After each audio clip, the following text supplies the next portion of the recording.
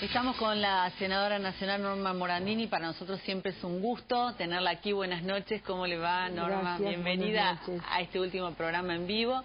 Sé que estuvo complicada con el tema del sol. Sí. Bueno, pero ¿qué es lo que le dolió más? ¿Es el calor del sol o el fragor de los saqueos y toda esta cuestión, no?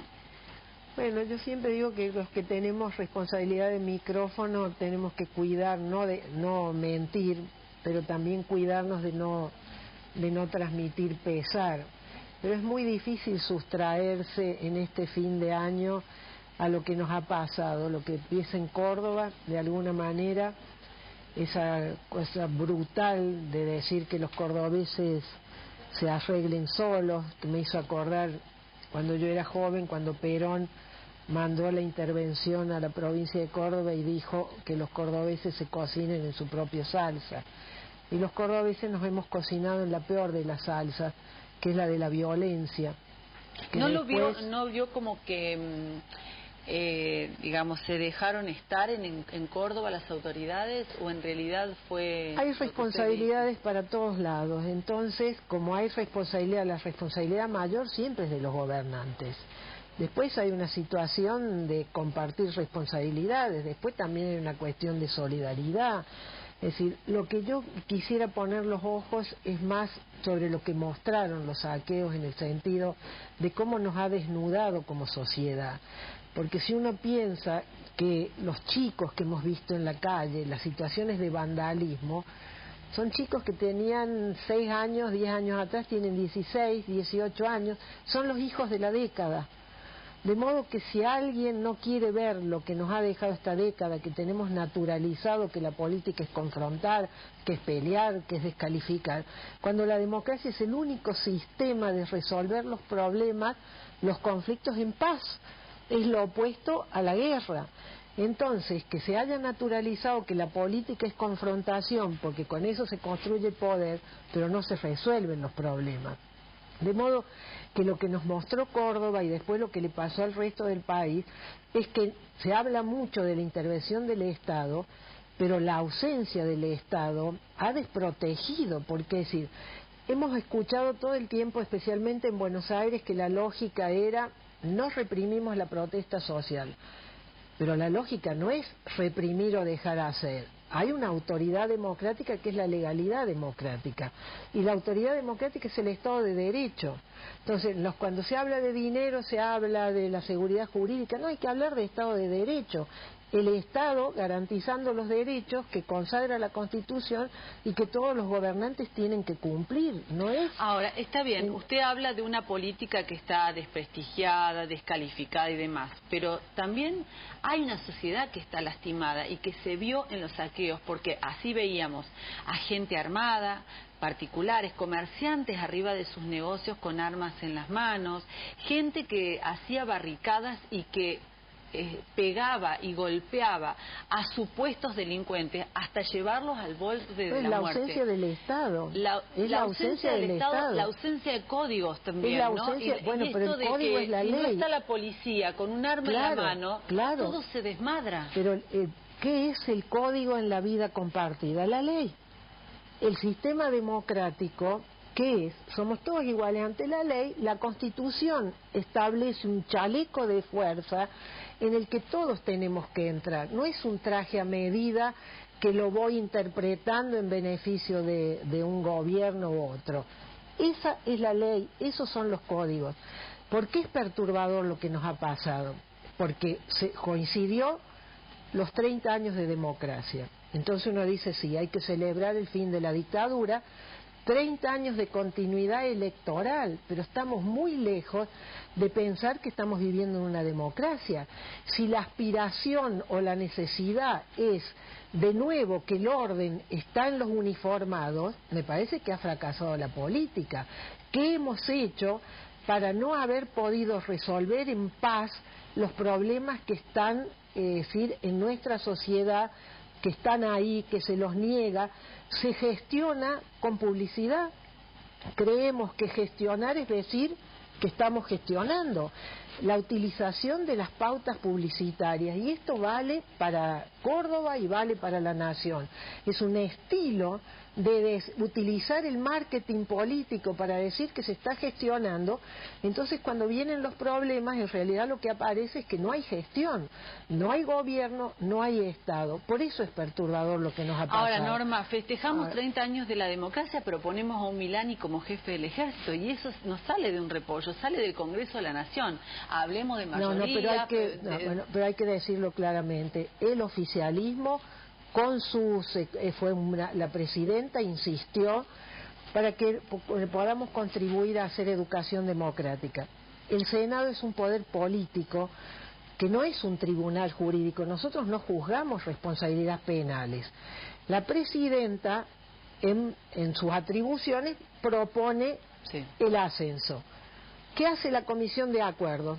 Convoca al CELS, porque el CELS tiene el mayor archivo de la democracia para purificar las Fuerzas Armadas, que no haya más militares de la dictadura y que haya militares comprometidos con la democracia. ¿Por qué en otras situaciones, mucho con menos sospechas que las que hay sobre Milani, no se dieron ascensos?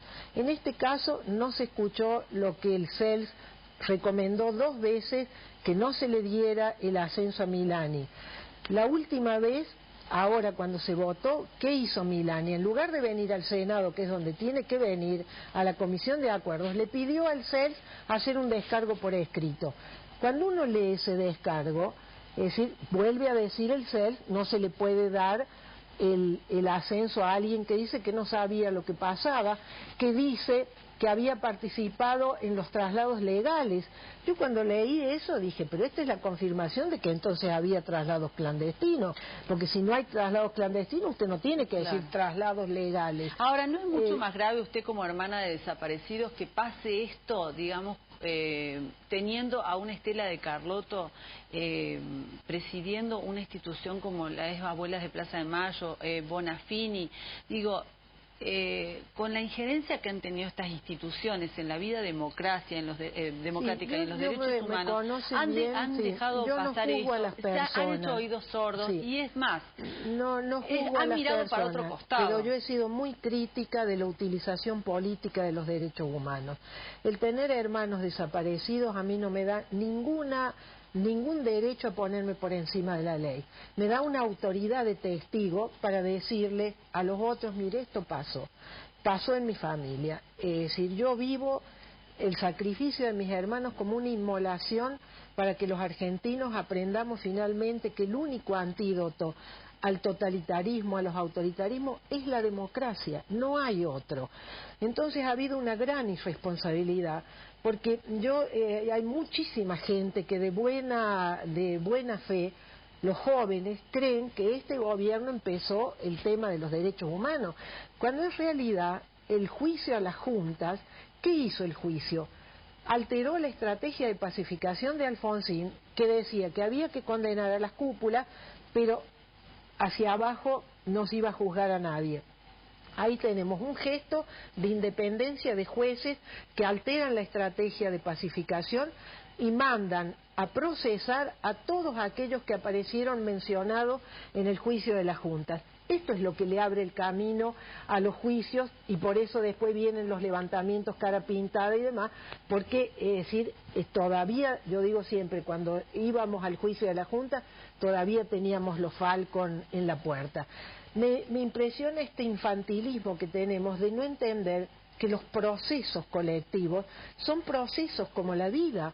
Cuando más nos alejamos del miedo, cuando más nos alejamos de la ira, cuando hay generaciones nuevas que no tienen, por suerte, nada que ver con el pasado, pero sí tienen una libertad que no la tienen las generaciones pasadas, hay una enorme irresponsabilidad de los adultos desde la política haber tergiversado utilizar los derechos humanos nada más que con intencionalidad política. Entonces, ¿cuál es la lectura que yo hago de lo de Milani? Esta especie de capricho. A mí, dolorosamente, me confirma lo que intuí, que los derechos humanos fueron nada más que una utilización para la utilización política, como ya no necesitan a los jóvenes, ya no necesitan del fanatismo con el que han estimulado las separaciones, es decir, esto que se haya naturalizado que la política es confrontación, la política es resolver problemas, construir consenso, no es la unanimidad, es que hay un conflicto y porque hay derechos que están en pugna, el Estado es el que tiene que armonizar y por eso hay que trabajar sobre el conflicto. ¿Fue solo un conflicto lo del levantamiento de los policías o tal vez la gestación de una nueva militarización del pueblo argentino o resquicios de esa dictadura? No hay una sola causa. Cuando yo digo que tenemos que aprender a entender que estos son procesos, que tenemos fantasmas en la política, que tenemos una cultura autoritaria producto de 50 años de haber tenido interrupciones, cuando se terminaba con la democracia venían los militares. Pero también tenemos cosas muy buenas. Es la primera vez en muchísimos años que tenemos generaciones nacidas y educadas en libertad. De modo que esa libertad es lo que estas generaciones no tienen, por suerte, nada que ver con el pasado, pero tienen que honrar lo que no ha tenido ninguna generación. Entonces a mí me duele que hemos sido incapaces de construir una auténtica cultura de derechos humanos. No se puede invocar los derechos humanos y después querer aniquilar al otro, negarle la palabra, descalificarlo, tener medios públicos con el dinero de los argentinos que se utilizan para descalificar a los opositores de manera personal, no para eso, es decir, para que debatamos argumentos. Por eso yo me niego a hacer juicios a cada persona, a Estela de Carlotto, a Eve de Bonafini, cada uno. La audiencia tiene capacidad de discernimiento. A mí me duele, pero el pañuelo las trasciende, porque el pañuelo es una gesta histórica, es algo que hicieron mujeres que a lo mejor nadie les conoce la cara, pero que fueron ellas las que, venciendo el miedo, fueron pidiendo y construyendo una cultura de justicia y de verdad para todos los argentinos. De modo que siempre vamos a estar en deuda con ese pañuelo blanco. Que algunas hayan hecho utilización, bueno, es decir, la historia juzgará, era legítimo, lo que hizo este gobierno oficializó los derechos humanos, le dio un lugar en el palco. Alfonsín, como tenía todavía el aliento de los militares, hizo el juicio, pero no podía mostrar a las madres. De modo que me parece que tenemos que tener una mirada mucho más compasiva, entender los procesos. Me parece que tenemos mucha odiosidad, siempre estamos descalificando, siempre estamos llevando al debate en términos personales, y entonces tenemos este clima de desconfianza.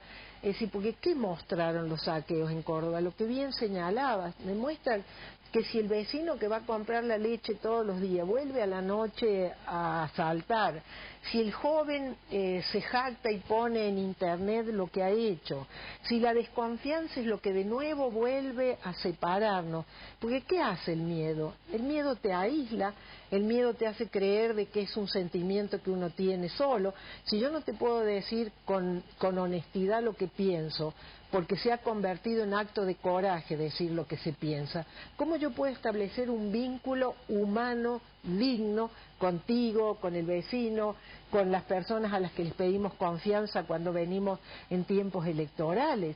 ¿Qué hacen las dictaduras? Las dictaduras dejan como veneno la desconfianza, porque la gente tiene miedo, se mete sobre sí misma y cree que le pasa solo a ella. Entonces no puede ser que en democracia de nuevo la desconfianza sea lo que nos está separando. Esto que es inconcebible, es una cosa que yo no la puedo entender, que gente que ha sido amiga, es decir, hoy uno ve, es decir, hay personas que cuando miro digo, en otra situación me mandaban a matar. La delación, yo cuando veo actitudes, es decir, de patrullaje ideológico, el derecho que tenemos todos a pensar como queremos, el límite y el chaleco de fuerza es la Constitución. Nadie puede ir fuera de la legalidad democrática. Pero dice usted esto por la famosa fractura, ¿no?, que se da en la sociedad hoy, ¿no? Sí, digo más, estos que piensan de una manera y estos que piensan de otra, y son posturas irreconciliables. Sí, dolorosamente. Hasta en una mesa familiar. Ahora, primero queda un sufrimiento. Lo vamos a poner en un ejemplo doméstico. En estas fiestas y demás, las situaciones familiares de dificultades entre hermanos y demás, eso da sufrimiento. Lo que tiene la sociedad argentina hoy es un gran sufrimiento. Hasta la mesa de Navidad, la grieta, esa famosa grieta que ha dividido la sociedad? No sé, pero creo que hay una grieta. Hay familias fracturadas ya por este tema. Hay dolor, hay sufrimiento, hay desencuentro, hay incomprensión, hay juicio apresurado, cuando se está con tanta facilidad con el dedito diciéndole a otro que cómo tiene que actuar o preguntándole qué hiciste en otra época. Lo que yo creo que hay, es decir, esta forma de juzgar con tanta facilidad, creo que es una sociedad que está sufriendo y que es peligroso porque no hay forma de construir, no hay forma. Pongo el ejemplo de Mandela. ¿Por qué Mandela es el líder venerado por todo el mundo? Porque fue un hombre bueno que se hizo sabio político, porque subordinó lo que él le había pasado, 27 años preso, y dividió ese país dividido por el segregacionismo, por el apartheid, por los prejuicios raciales. Si había sociedad dividida, era la sudafricana. ¿También el gobierno argentino usó la muerte de Mandela en algún sentido? No, fue pequeño, tendrían que haber mandado a Pérez Esquivel. Es el único país en América Latina que tenemos un premio Nobel de la Paz. Mirá si no era una forma de honrar. La gente no sabe que la hija de Mandela es embajadora de Sudáfrica en Argentina, ni eso sabemos. Entonces hay gestos de cortesía, de buena gente, de decir, a mí me hubiera representado en los funerales Pérez Esquivel. Mandela fue premio Nobel de la Paz. Es decir, porque no solo porque estamos en la parte sur, sino que él unió aquel país dividido, lo unió ¿cómo? Con democracia, y no fue un hombre que no fuera firme. Él siempre reivindicó, negociaba con firmeza. Yo he leído muchísimo, he visto todas las películas, no hay una palabra de odiosidad, pero no hay una palabra que uno encuentre en Mandela, es decir, un insulto, una descalificación. Era firme a la hora de negociar. Es decir, que tenía también las críticas de los suyos, pero tuvo muy claro lo que había que hacer, que no se podían seguir enfrentándose, era seguir apostando al sufrimiento y a esto que era irreconciliable. Y hoy Sudáfrica forma parte del conjunto de las naciones al punto de ver lo que concitaron sus funerales. A mí me gusta mucho y le hicimos un homenaje en el Senado y vino la hija y nos dijo, que es embajadora de Sudáfrica en Argentina, y nos dijo, yo no puedo ponerme en los zapatos de mi padre, pero sí puedo intentar caminar como mi padre. Entonces yo creo que hay que seguir a esos hombres sabios. Martin Luther King decía, o aprendemos a vivir como hermanos o nos preparemos a morir como salvajes. Yo lo prefiero aplicado a la vida para dejar de lado tanta muerte, que nosotros solo hablamos de muerte.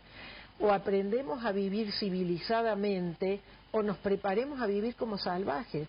No hay, es decir, o hay gobierno de las leyes o hay tiranías. No se puede estar, un poquito acepto la Constitución, no hay. La historia de la humanidad, la historia de nuestro país nos advierte. O hay gobiernos de leyes, hay gobiernos de constitución, de las instituciones, o hay tiranías, no hay punto medio. Para concluir, Norma, ¿cómo termina usted como senadora este año? ¿Qué evaluación puede hacer? No me puedo sustraer a Congreso, todo, no me puedo sustraer a la sesión de Milani, que debe haber sido desde que yo ya tengo 8 años, como senadora y ahora, como 4 como diputada, y ahora voy a completar en el 2015 los 6 años como senadora. Yo no recuerdo una sesión, hubo una en diputados cuando impusieron también el ADN compulsivo, sí, que fue una ley sacada nada más que para perseguir a los chicos nobles. También fue una sesión dura porque desde los desde las galerías, los pañuelos blancos, nos gritaban fascistas, a los que pedíamos nada más que debate. Yo pedía que tenga un dilema. ¿Cómo se puede haber llegado a eso en la Argentina? Y ahora la de Milani fue muy dolorosa, muy dolorosa. Y a todos, no hubo senador que nos refiriera al pesar de lo que estábamos viviendo. De modo que lo que tiene que saber la ciudadanía, que eso no es el Congreso, eso fue aprobado por la mayoría circunstancial que es el oficialismo, a quien la historia juzgará. Porque decir, esto hay que entenderlo, ese tipo de decir, se dan por consenso. El consenso es algo que se desprecia como si fuese, no, es algo malo. No hay que confundir consenso con unanimidad. Cuando los temas son de tal envergadura, hay que trabajar el consenso. Esto es de poner actitudes, ir encontrando un camino común. Es decir, de modo que vuelvo a esto de decirte que no me puedo sustraer a este tiempo, pero por otro lado confío, como pasa con la falta de luz, que paradójicamente ilumina los pies de barro donde estamos parados. La falta de democracia, de tener a un parlamento que funciona nada más que porque se tiene la mayoría, una mayoría circunstancial, nos está advirtiendo sobre todo lo que nos falta. De modo que yo creo, vivo con mucha confianza esta especie de que se ha roto el velo. Es decir, ahora tengamos coraje de mirar aún aquello que no nos guste. No podemos mentir sobre la pobreza, no se puede hacer política con la pobreza.